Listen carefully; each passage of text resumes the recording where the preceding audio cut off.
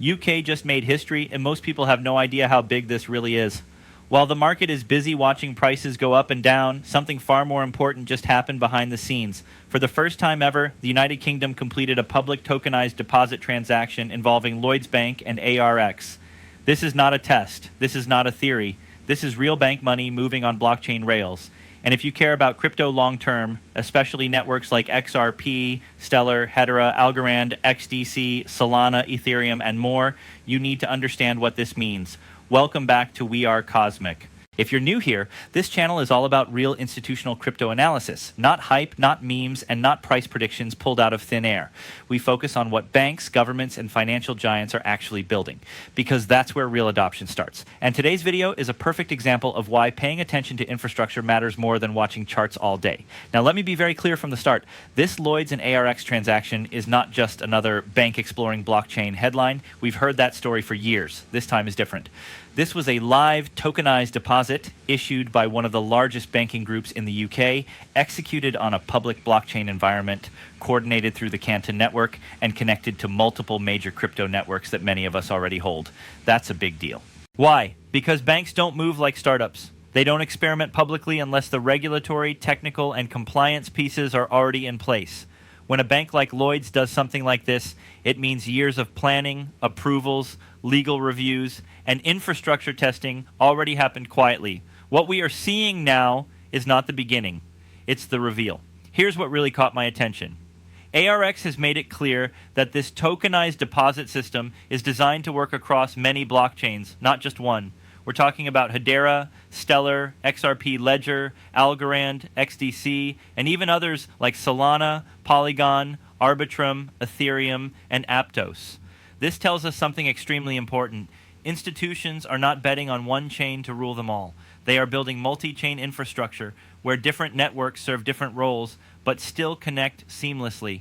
And this is exactly what many people in crypto have been waiting for, even if they don't realize it yet. For years, critics have said crypto is disconnected from the real financial system. They've said it lacks regulation, compliance, and trust. What tokenized deposits do is bring regulated bank money directly on-chain without breaking the existing system. This is not replacing banks. This is upgrading them. Think about it like this.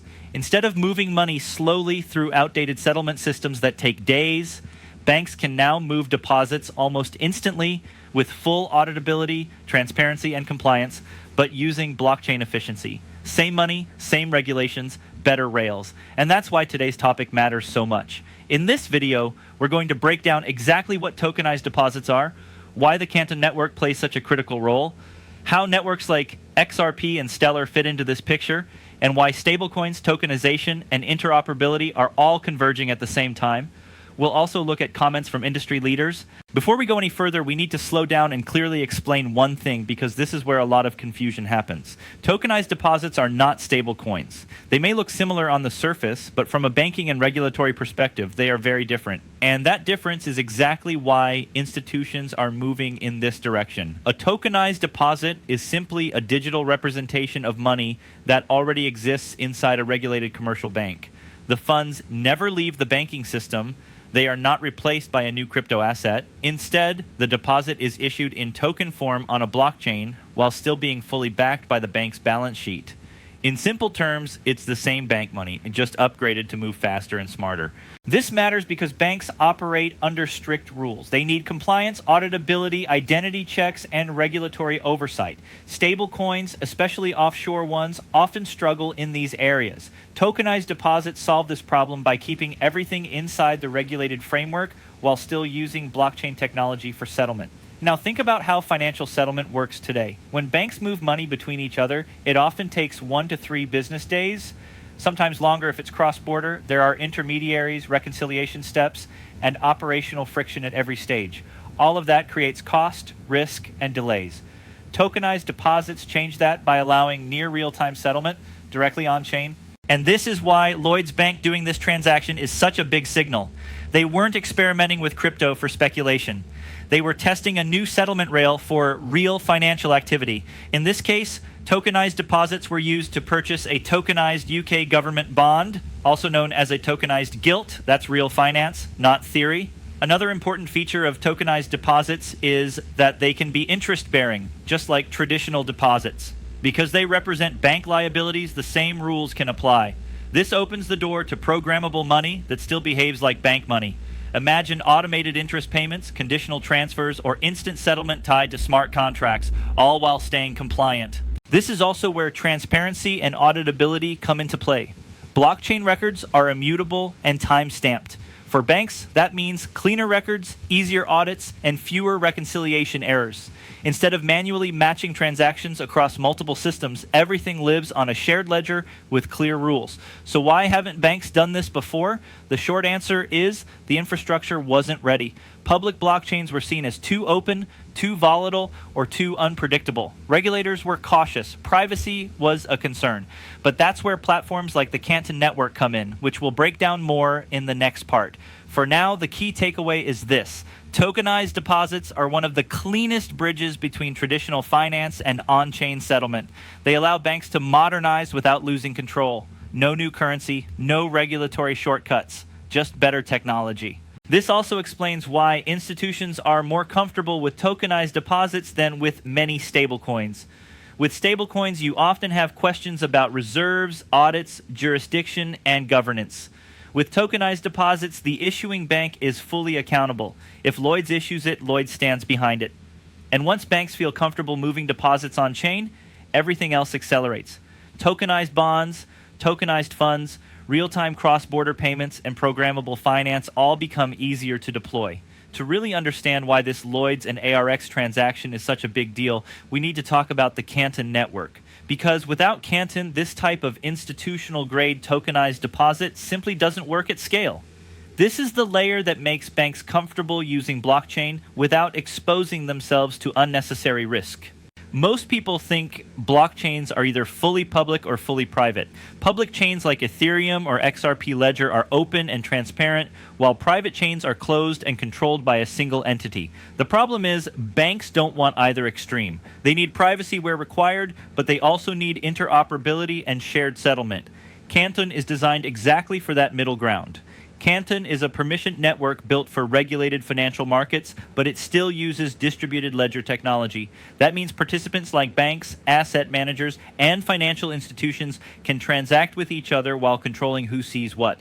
Sensitive data stays private, while settlement logic and coordination still benefit from blockchain efficiency.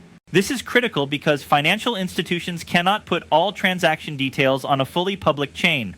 Client data, trade sizes, counterparties, and internal risk information must be protected. Canton allows that privacy without breaking the benefits of on-chain settlement. Now here's the part that really matters for crypto holders. Canton does not exist in isolation. It is designed to connect to public blockchains through platforms like ARX. Think of Canton as a regulated coordination layer and public blockchains as the settlement and distribution rails. Canton handles the rules. Public chains handle the movement. This is exactly why ARX's announcement is so important. ARX explicitly stated that its tokenized deposit solution is designed to be available across multiple public blockchains. That includes Hedera, Stellar, XRP Ledger, Algorand, XDC, and others like Ethereum and Solana. This is not theoretical. This is intentional architecture. Banks are not trying to pick a single winner. They are building systems that can route value across different networks depending on cost, speed, finality, and compliance requirements. This is what a multi-rail financial system looks like. Another major reason Canton works for institutions is that it allows banks to upgrade their rails without breaking their existing systems. They don't need to rip out everything and start over. Canton sits on top of current infrastructure and coordinates activity in a way regulators can understand and approve. This is why you're seeing major names quietly show up around Canton. These are not crypto-native startups chasing yield. These are legacy financial players preparing for a tokenized future. And when institutions move, they move carefully. But once they commit, they scale fast. The Lloyds transaction is proof of concept, but it's also a signal. It shows regulators are willing to allow public blockchain interaction when it's done the right way. Controlled access, clear accountability, and strong compliance. From a bigger picture perspective, this tells us something else important. The future of finance is not fully decentralized or fully centralized. It's hybrid. Private coordination layers like Canton will coexist with public blockchains that provide liquidity, speed, and global reach. At this point, a very important pattern should be clear. Every time we see serious institutional tokenization news, the same group of blockchains keeps appearing. XRP Ledger, Stellar, Hedera, Algorand, and XDC are not random mentions. These networks are being selected because they meet very specific requirements that institutions care about.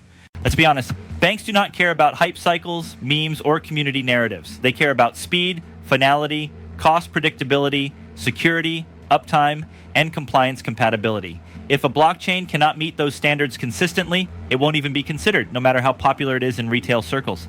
Start with XRP Ledger. XRPL was built from day one for payments and settlement. It offers fast finality, low transaction costs, and a long track record of stability. More importantly, it has been designed to integrate with regulated financial systems. That's why Ripple's on-demand liquidity model fits so naturally into institutional payment corridors. XRP's role as a bridge asset becomes extremely valuable when you want to move value between currencies without pre-funding accounts. Next is Stellar. Stellar focuses on tokenization and cross-border value transfer, especially for real-world assets and fiat-backed instruments. It's simple, efficient, and widely used in financial and humanitarian applications. For institutions, Stellar offers a clean environment for issuing and managing tokenized assets with predictable behavior.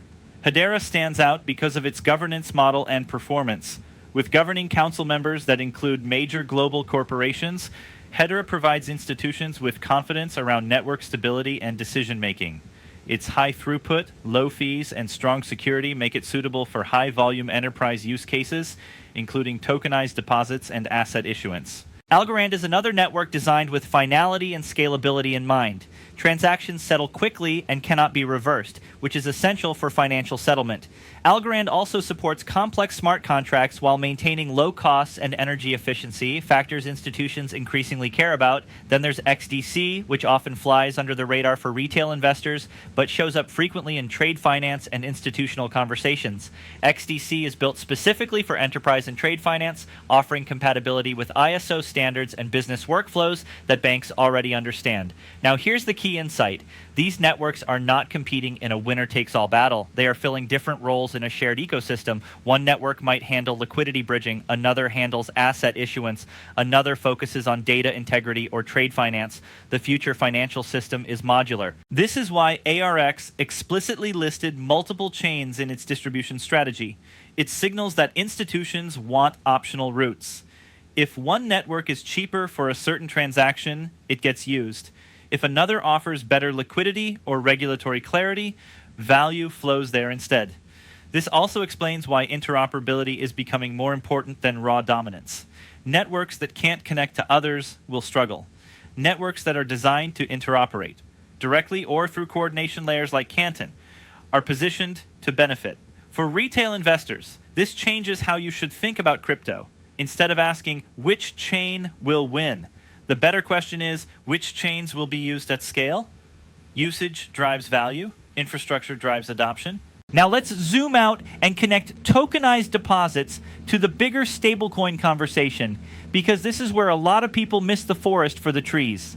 Stablecoins are no longer a crypto niche. They are becoming core financial infrastructure, and the decisions being made right now will shape how money moves over the next decade.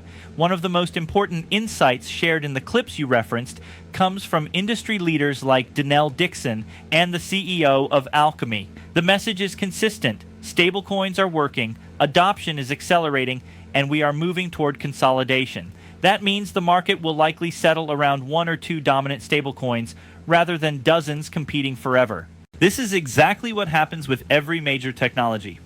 In the early days, there are many experiments. Over time, usage concentrates around the most trusted, compliant, and widely accepted options. We've seen this with payment networks, operating systems, and even social platforms. Finance is no different, but here's the key point. The stablecoin that wins is not the one with the loudest marketing. It's the one that institutions can legally and safely use at scale. This is why compliance matters so much. Stablecoins need clear audits, strong reserve management, and regulatory approval. Without those, large financial institutions simply cannot touch them. This is where concerns around certain offshore stablecoins come into play. Lack of transparency and unclear jurisdiction create risk, and banks avoid risk wherever possible. That's why we're seeing a shift toward regulated stablecoins, including those approved by major regulators like the New York Department of Financial Services. Institutions need to know that if something goes wrong, there is legal clarity and accountability. This is also why tokenized deposits are so powerful. They sidestep many of the stablecoin debates by keeping funds directly inside the banking system. But that doesn't mean stablecoins disappear. Instead, we're moving toward a layered system where stablecoins, tokenized deposits, and on-chain liquidity all work together. Another important idea shared in the Alchemy clip is this. True mainstream adoption happens when people stop talking about the technology itself. When you pay for a ride today, you don't say, I used the internet and a mobile app. You just say, I took an Uber. In the same way, when crypto becomes fully mainstream, people won't ask which stablecoin is being used. It will just feel like using dollars digitally. We're not there yet, but we're getting closer. 2026 is important because that's when many of these systems move from pilot programs to production scale. Regulatory frameworks are being finalized. Banks are integrating blockchain rails. Payment providers are upgrading infrastructure. Once these pieces are in place, adoption accelerates quickly. And here's where Ripple's approach stands out. Ripple has consistently chosen to work within regulatory frameworks, even when it slowed them down in the short term. That strategy now looks increasingly smart. Institutions care deeply about compliance, auditability, and regulatory approval, and Ripple has positioned itself accordingly. This doesn't mean other projects won't succeed. It means the projects that align with institutional needs will see more consistent usage over time. All of this leads to a larger conclusion. We are not watching random crypto events. We are watching the foundation of a new financial system being built, quietly, carefully, and at scale. Now that we've broken everything down, it's time to zoom out and look at the full picture. What we're seeing right now is not one isolated event. It's a convergence. Tokenized deposits, stablecoins, interoperability, regulated blockchains, and institutional liquidity are all coming together at the same time. And this is exactly how major financial shifts begin. One of the most important voices in this conversation is the Chainlink founder, and his message is very clear. The new global financial system is on-chain. It includes decentralized finance, tokenized assets, stable coins, and real-world financial instruments, all operating together. These systems are not competing with each other. They are stacking on top of each other. Chainlink's role in this system is critical, but often misunderstood. Chainlink is not a settlement layer. It's a data coordination layer. It connects blockchains to real-world data and legacy financial systems. Without accurate, secure data, on-chain finance doesn't work. That's why Chainlink powers such a large percentage of DeFi and why institutions rely on it for pricing, verification, and automation. Now connect that to networks like XRP Ledger, Stellar, Ethereum, and others. These networks move value. Chainlink moves information. Canton coordinates rules and privacy.